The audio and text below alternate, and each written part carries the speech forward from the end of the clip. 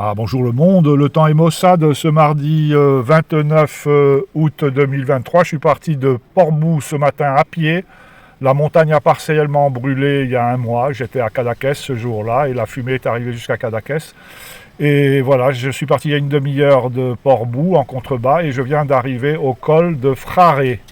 Le col de Fraré, 202 mètres, j'ai mis une petite demi-heure par le GR 92 pour redescendre de l'autre côté du col vers Colera. Voilà, Colera, je pense mettre 1h30 pour faire ce trajet entre Port-Bou et Colera. Regardez si c'est joli. Le vent souffle, c'est la tramontane, mais le relief abrite le rivage et on trouve des criques sympathiques pour la baignade. J'espère que le soleil va sortir. Pour l'instant, c'est un petit peu couvert, mais le vent va chasser les nuages. Voilà, le GR 92, il a un cap à l'ouest, là. Donc, on va longer le flanc de la montagne vers l'ouest. C'est pas un cap direct vers Colera, mais c'est plan, là. C'est un faux plat, on va dire. On dit en cyclisme un faux plat. Voilà. C'est fabuleux, n'est-il pas? Ah, regardez, le feu a eu lieu il y a un mois et regardez comme l'herbe déjà repousse bien verte. Alors, c'est une région ici qui est habituée au feu. Et c'est inquiétant, mais ce n'est pas la fin du monde. La végétation repart toujours très vite. Même les résineux qui sont combustibles, en général, ils repartent. Par contre, les vieux arbres, les grands arbres, les vieux arbres, il n'y en a plus. Est-ce qu'il y en a eu? Je crois qu'il y en a eu à Puerto de la Selva, le port de la forêt. Maintenant, il y a des pins au milieu des habitations, des grands pins qui doivent avoir un siècle. Voilà. Mais regardez en bas si c'est joli, Colera. Alors pour l'instant, le chemin, le GR 92, il est en faux plat et il a cap à l'ouest. Il n'a pas un cap direct vers Colera, mais d'ici une paire de kilomètres, on va repiquer vers le sud et vers cette jolie baie. Voilà, c'est magnifique, non? Quelle jolie promenade. Et bien voilà, me voici devant la jolie petite église de Colera. Je suis bien arrivé. Il faut compter 1h30 sans aller trop vite pour faire Port-Bou, Colera. Eh bien, me voici à Colera, après être parti de là derrière, de Port-Bou, être arrivé au col du Frère. Ensuite, le chemin est parti vers l'ouest, sur le flanc de la montagne, pour redescendre vers Colera. C'est vraiment un chemin facile. Bon, le début est un petit peu pentu au départ de Port-Bou, et puis on arrive au petit port de Colera, petite station balnéaire qui n'a pas grandi depuis qu'on la connaît. Écoutez, je vais dévoiler un secret de famille. À la fin des années 60, nous campions un peu plus au sud, à Port de la Selva, et ma tante et marraine Jeanne venaient de rencontrer son nouveau compagnon, Pierre, qui est resté son compagnon jusqu'au bout de sa vie. Et pour vivre quelques jours d'idylle, eh bien, elle nous avait laissé ses enfants, Bertrand et Valérie, en pension au camping. Et au retour, quand ils ont récupéré les enfants, eh bien, Pierre nous a offert un restaurant. Dans ce restaurant, si mes souvenirs sont bons, c'était celui-là, dans ce restaurant. Et je me souviens, on avait un petit budget, hein, papa, mon père, il nous laissait parfois au camping, et puis il allait travailler, il travaillait, quoi, hein, et nous, on restait au camping, on le suppliait de le... Mais il nous laissait avec un petit budget, ce qui fait que des fois, bon, Philippe et moi, on pêchait du poisson. À l'époque, on pêchait pas des monstres, hein, mais quand même, on se nourrissait de poissons. Mais le jour où Pierre... Le jour où Pierre nous a offert le restaurant, je me souviens toujours, maman nous avait dit « Vous ne prenez pas ce qui est cher !» Et je ne sais plus ce qu'on avait pris, mais c'était un bon souvenir. Et voilà, et après, Pierre est devenu mon oncle par alliance. Et je suis souvent allé rendre visite à Jeanne et Pierre à Mehdia plage, à la plage de Kenitra au Maroc. Et je me souviens que, bon, ça c'était plutôt les années 70, eh bien je me souviens que Jeanne était fort heureuse de ma présence parce que Pierre, vous saurez tout, Pierre avait fait construire par un chantier de Mohamedia un bateau qu'il avait appelé le Tahadi. Le Tahadi, mais il l'avait fait extrêmement solide. C'était ah oui, le Tahadi, ça veut dire le défi, mais là, il pouvait défier toutes les tempêtes. Il avait dû mettre de la tôle de 15 mm, je ne sais pas, il était lourd, il était costaud, il était indestructible. Et il était un peu spartiate, hein, ce bateau, et Pierre s'en servait surtout pour pêcher au large de Mohamedia. Je vous raconte ma vie là. Au large la ville de Pierre et Jeanne, ce sont des bons souvenirs. Donc, ah oui, il avait des coins au sondeur, des coins à 80 mètres de fond, 70 mètres de fond, des rochers au large, et il n'avait pas mis de guindeau sur ce bateau, alors qu'il avait les moyens de mettre un guindeau, mais c'était un 50, hein, ce bateau, c'est-à-dire voile et moteur, mais moi j'ai toujours vu naviguer au moteur. Il y avait un bon moteur et pas de guindeau, et Pierre, il avait des petits problèmes de palpitation cardiaque. Alors quand j'étais pas là, c'était Jeanne, c'était tout le temps Jeanne qui remontait l'ancre, quoi, hein, à bout de bras. Et c'était assez épuisant parce qu'elle était costaud, ma tante Jeanne. Et quand j'étais là, moi j'avais 16-17 ans, moi j'aurais pu remonter. J'étais tellement fier qu'on fasse appel à mes services là. J'avais pas encore commencé la marine marchande, mais 2 ou 3 ans plus tard, eh bien, j'étais à l'école de marine marchande de Marseille après avoir passé les concours d'entrée. Et voilà, tout ça c'est l'adolescence et de très bons souvenirs. Voilà, Pierre est parti, puis Jeanne l'a rejoint et ils sont en train de sourire en écoutant ces souvenirs. Je vais terminer quoi, hein, par ce souvenir. Pour moi, c'est un souvenir précieux. Et donc, je vais aller prendre une petite collation dans ce restaurant. Donc, oui, on faisait de très belles pêches, et je me souviens qu'il y avait beaucoup de Marocains qui demandaient à Pierre est-ce que vous pouvez m'emmener pêcher à bord du Tahadi à Mohamedia, et Pierre leur disait ne venez pas parce qu'il y a la houle de l'Atlantique, on est à l'ancre, et le bateau à l'ancre, vous allez être malade. Tout le monde est malade sur le bateau, sauf Jeanne et moi. Et Thierry, moi j'ai eu la chance de jamais être malade sur un bateau. Et donc je me souviens toujours, je crois que ce monsieur s'appelait Monsieur Uria, à force de supplier Pierre, Pierre avait accepté de l'emmener faire une partie de pêche. Et il avait vomi et il vomissait, je m'excuse hein, de rire de ce mal de mer, mais il vomissait, c'était des petits jets comme les vents d'une baleine qui recrache de l'eau, c'était des petits jets tous les quarts d'heure. Il était assis accroché au bastingage là, et Pierre était sans aucune pitié. Jeanne était intervenue pour lui dire Pierre mon chéri, on va peut-être rentrer là parce que monsieur Uria est vraiment mal en point.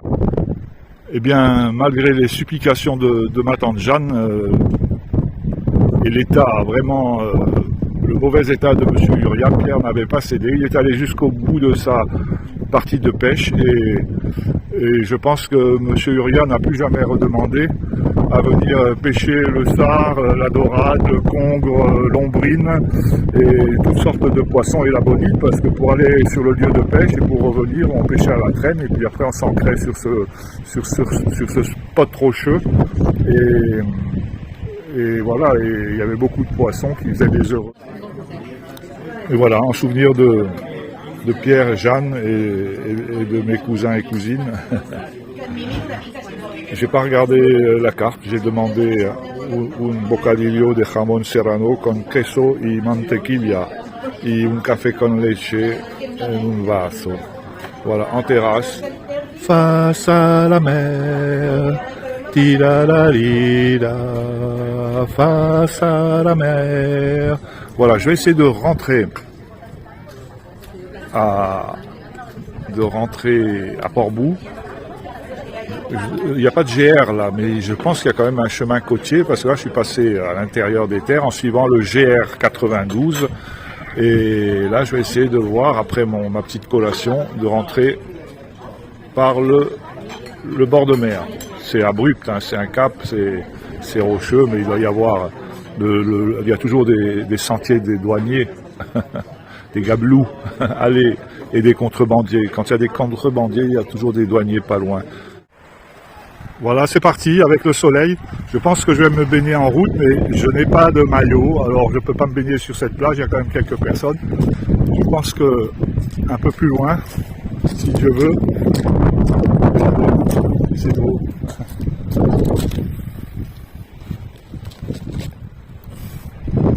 C'est chouette. Je regarde si ça déteint pas. C'est joli comme tout, on le laisse là, je pourrais le prendre, mais voilà. J'ai peur que ça déteigne. J'ai une blague à vous raconter. Une blague.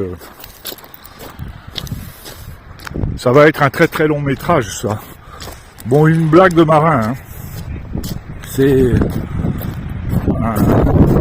un monsieur d'un certain âge, à la quarantaine, quoi. C'est la force de l'âge. Et un matin, il va aux toilettes et puis il voit qu'il a un testicule. Je ne vais pas dire une couille parce qu'il y a peut-être des enfants qui regardent mes vidéos, donc il a un testicule bleu. Bleu. Oh, il se dit merde, 40 ans, il faut surveiller ça, je vais aller voir mon toubib là. Et il va voir le toubib. Il va voir le toubib. Je m'excuse. C'est pas mon style de raconter ce genre d'histoire à une heure de grande écoute. Il va voir le docteur et le docteur lui dit oh là là là là là là, mon Dieu, mais c'est grave, il faut faire l'ablation. Ah non, non, non, vous n'allez pas m'enlever. Ah, il n'y a que ça, il n'y a que ça. Il n'y a que ça, parce que si vous ne faites pas ça, ça risque d'empirer. Alors, on lui enlève son testicule, il rentre chez lui, ça cicatrise bien, il fait ce qu'il faut à sa femme, tout marche bien, tout continue à bien marcher. Et au bout d'un mois, il retourne faire pipi, comme tous les matins, il voit son autre testicule, le gauche, puisqu'on lui avait enlevé le droit. Eh bien, il voit son autre testicule bleu. Oh merde, c'est pas vrai, mais qu'est-ce qui m'arrive? Qu'est-ce qui m'arrive? Et il retourne chez son docteur. Oh là là, monsieur Dumollet, il s'appelait ce monsieur. Monsieur Dumollet. Il faut pas traîner, sinon vous courez vers les plus graves ennuis. Ah mais non, vous n'avez pas quand même enlevé un deuxième testicule, monsieur Clapéda, il s'appelait le toubib, Clapéda. Et si, monsieur Dumollet, vous écoutez-moi, faites-moi confiance, et tout ira bien. Alors, on lui enlève son deuxième testicule, il rentre chez lui un peu penaud, ici ça c'est foutu là. Je vais plus pouvoir rien faire avec ma moitié. Et il rentre chez lui et ça se passe très bien. Il fait ce qu'il faut pour pour que sa moitié soit heureuse et comblée. Là, il dit j'ai plus de testicules, mais l'essentiel c'est que on puisse continuer à faire l'amour avec ma chérie que j'aime tant. Et le temps passe, et 2 mois passent. Il va faire pipi. Et il regarde son sexe est bleu. Il dit, ah, c'est la fin des haricots là. C'est la fin des haricots, c'est la fin de la merguez, c'est la fin de tout là. Qu'est-ce qu'il... C'est pas possible. Il a peur d'aller chez le docteur. Il a peur d'aller chez M. Clapeda. Il y va quand même. Il prend son courage à deux mains. Et il arrive chez le docteur Clapeda. Et il montre son sexe au docteur. Et monsieur Dumoulin est persuadé que le docteur va lui dire qu'il faut couper. Et là, eh bien non. Eh bien, qu'est-ce que lui dit le docteur? Le docteur Clapeda dit, Monsieur Dumoulin, on ne vous coupe rien du tout. On a fait le bon diagnostic. C'est votre gene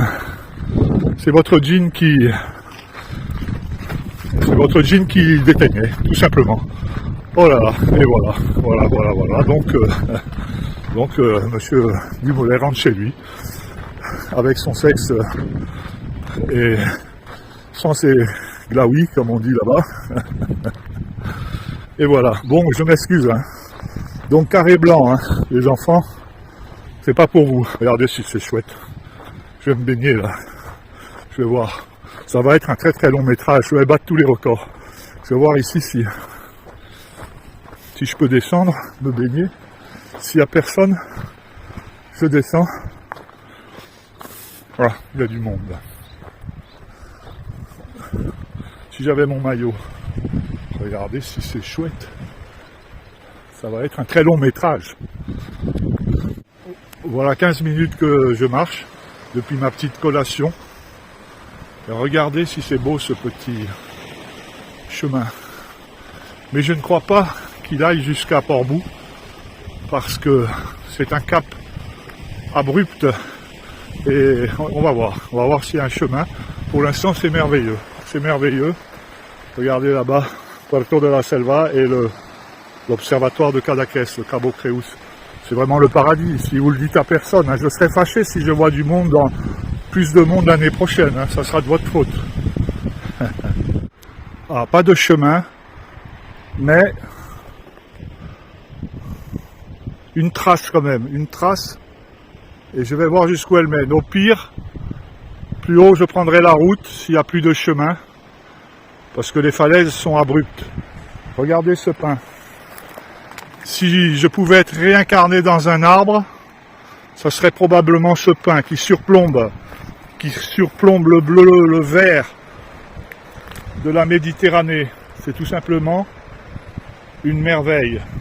Une merveille.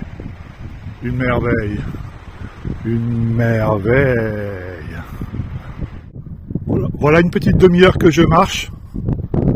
Et il y a une petite trace qui est assez nette, donc c'est un petit chemin. Et regardez, il y a le feu qui s'est arrêté là-haut sur la crête et qui a épargné cette petite pinède encaissée dans un petit vallon. C'est pas un vallon, comment pourrait-on dire? Un barranco. Au Portugal on dit un barranco. Et je sais même pas le nom en français. Barranco. C'est chouette. Et la mer est là. Alors là, je suis mon chemin. Et au pire, si le chemin se perd, il y a la route, là on la sait, et le col qui est pas très loin là-bas. Mais j'espère avoir le chemin le plus loin possible. Là. Voilà, ça va faire 1 heure que j'ai quitté Colera, en essayant de trouver un chemin. J'ai trouvé plus ou moins une trace. Elle est visible ici, près de la Pinède, on la voit.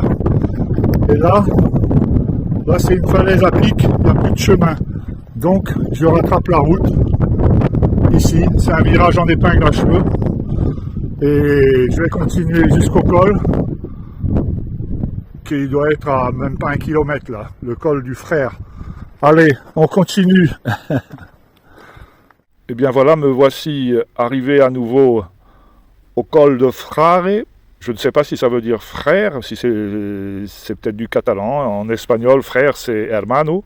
Voilà, et tout à l'heure, tout à l'heure, j'ai pris cap à l'ouest avant de redescendre vers Colera. Et là, j'arrive à Portbou. Alors, l'avantage de cette route, c'est elle n'est pas désaffectée, mais ils ont creusé un tunnel exactement sous le col de Frare.